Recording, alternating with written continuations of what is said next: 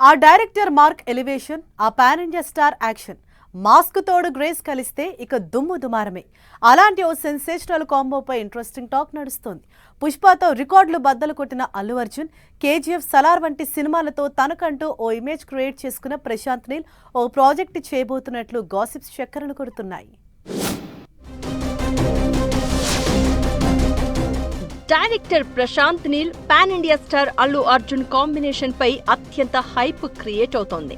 అల్లు అర్జున్ ప్రస్తుతం రాకా ప్రాజెక్టు బిజీలో ఉన్నాడు.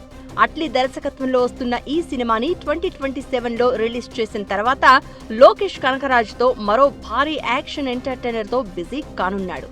ఈ రెండు సినిమాలు పూర్తయితే అల్లు అర్జున్ డైరీలో డేట్స్ ఖాళీ ఏర్పడే అవకాశం ఉంది. ఈ షెడ్యూల్లో ప్రశాంత్ నీల్ తో ఓ బిగ్ ప్రాజెక్ట్ కు plan చేస్తున్నాడట Bunny.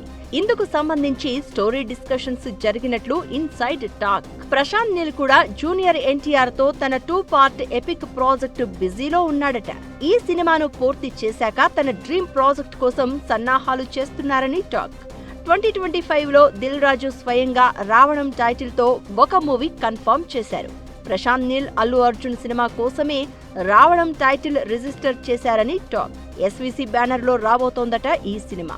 Prashanth Neel KGF, Salaar type style action drama, Allu Arjun stylish mass appeal కలిస్తే మరో పాన్ ఇండియా స్థాయి బ్లాక్ బస్టర్ ఖాయమంటున్నారు ఫ్యాన్స్.